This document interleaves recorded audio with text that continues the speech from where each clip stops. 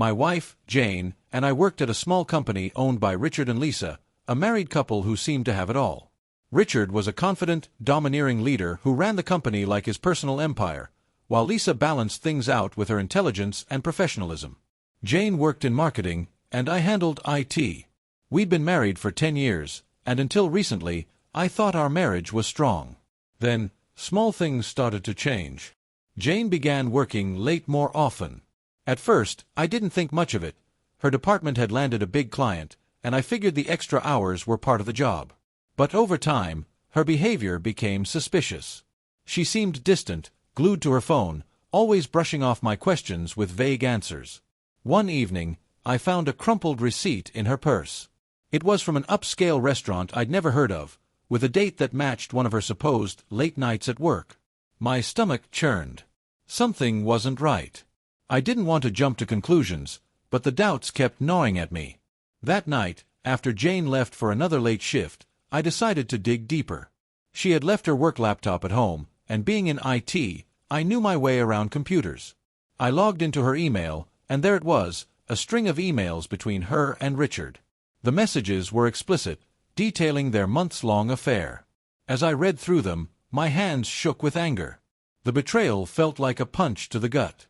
My wife and my boss, two people I trusted, had gone behind my back in the worst way possible. I could have confronted her right then and there, but I didn't. Something inside me told me to wait. Instead of acting impulsively, I let the anger simmer. I knew I needed to do more than just confront them. I wanted to expose them, to make them feel the same humiliation and pain they had inflicted on me. After discovering Jane's affair with Richard, I couldn't stop replaying everything in my mind. Every late night, every distant look, every lie, everything made sense now. But instead of confronting her, I stayed calm and calculated my next move. I needed undeniable proof to expose them, and I had an idea of how to get it. A few months earlier, I had helped install a new security system at the office. The cameras covered most of the building, including the executive offices. If Jane and Richard were bold enough to use the office for their affair, I could catch them on tape. I just needed the right moment. To ensure I'd get the footage I needed, I ordered a small, wireless camera disguised as a decorative golden globe. When it arrived, I waited for the perfect opportunity. One afternoon, when Richard was out of the office, I slipped into his office and placed the camera on a high shelf among his books. It blended in perfectly, connected to the Wi-Fi, and was ready to record. I left work as usual that day, knowing it was only a matter of time. That evening, Jane texted me, "Another late night at work." I wasn't surprised. I logged into the office's security system from home and switched to the camera feed from Richard's office. An hour later, there they were. Jane and Richard. Watching them confirmed every suspicion I had. It was hard to stomach, but I forced myself to record the footage. This was the proof I needed to expose them both. Now, I just had to wait for the perfect time to strike. That's when it hit me, the company Christmas party. The annual party was only 2 weeks away, and everyone would be there, including Lisa. It was the perfect stage for my plan. Over the next 2 weeks, I prepared carefully. I acted like nothing was wrong, pretending to be the loving husband. Jane had no idea what was coming. On the night of the party, the office was decked out in holiday decorations. Everyone was dressed in their best, drinking, laughing, and enjoying the festivities.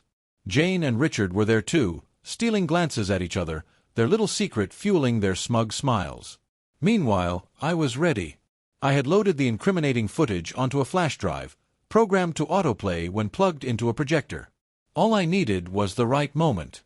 As the night went on, Lisa took the stage to give her annual thank you speech. Behind her, the projector displayed a montage of company highlights from the year. I slipped away to the laptop controlling the presentation and plugged in the flash drive. I timed it perfectly, giving myself 10 seconds to walk away before the video began playing. At first, no one noticed the change on the screen. The room quieted as the montage switched to a live feed of the office. People started murmuring in confusion. But then the footage of Jane and Richard began to play. Gasps and whispers rippled through the room as everyone realized what they were seeing. Jane and Richard, caught in the act, right there on the big screen. Their faces went pale as they stood frozen, unable to react. The humiliation was written all over them. Lisa's expression was a mix of fury and disbelief. She stared at the screen, then at Richard, who was too stunned to move. The party erupted into chaos. People were whispering, pointing, and taking in the scandal unfolding in front of them. I stayed long enough to see Lisa march off the stage and drag Richard out of the room. Jane just stood there, frozen in place, her face burning with shame as our co-workers stared. The satisfaction I felt in that moment was indescribable. As the room descended into chaos, I slipped out unnoticed. I had no intention of sticking around to deal with the aftermath. Let Jane and Richard explain themselves to the stunned crowd. It wasn't my problem anymore. I drove home feeling a mix of triumph and exhaustion. Once I got home, I didn't waste any time. I grabbed Jane's clothes, toiletries, and anything else of hers I could find, and dumped them all on the porch. I locked the door, changed the locks on the garage, and made sure I had both sets of house keys. There was no way she was getting back in that night. About an hour later, my phone lit up. Jane was calling, texting, and probably panicking, realizing she'd been left stranded at the party. Each call went straight to voicemail, and every time a new message came in, I just smirked and ignored it. I was done with her lies and her betrayal. Apparently, Jane eventually called her sister, who came to pick her up. I later heard through mutual contacts that she hadn't been able to keep her secret for long. When her sister arrived and saw all of her belongings sitting outside, Jane had no choice but to admit what had happened. The fallout from the party was swift and brutal. Word spread through the office like wildfire.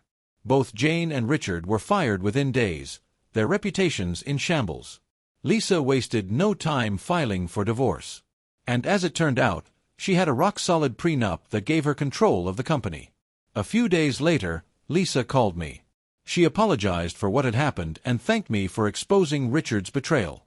To my surprise, she also offered me a promotion, saying she respected how I had handled the situation and that the company needed trustworthy employees in leadership positions. I took the promotion and focused on rebuilding my life. Jane tried reaching out a few times, but I ignored every attempt. There was nothing left to say. In the weeks following the Christmas party, I started to feel the weight of everything lift. Jane and Richard were out of my life for good. The office had moved on under Lisa's leadership, and I was settling into my new role. While the promotion was a silver lining, the real victory was knowing I'd reclaimed control over my life. As for Jane, she lost everything. Without her job or the support of our marriage, she had to move in with her sister. I heard she was trying to piece her life back together, but I didn't care. I had already filed for divorce and wasn't interested in any explanations or apologies from her. She'd made her choices, and now she was living with the consequences. Richard's downfall was just as satisfying. From what I heard, he ended up working at a fast food joint after losing both his wife and his company. It was poetic justice. The so-called alpha male was reduced to nothing, and I couldn't think of a more fitting punishment. Looking back, I have no regrets. Was my revenge dramatic? Sure. But it wasn't just about the humiliation. It was about making them feel the betrayal, pain, and devastation they had inflicted on me. They deserved it. What do you think? Did I go too far, or was it justified? Let me know your thoughts in the comments. And if you liked this story, don't forget to hit subscribe and turn on the notification bell for more content like this. Life can be messy, but sometimes, it's in the mess where the best stories are born.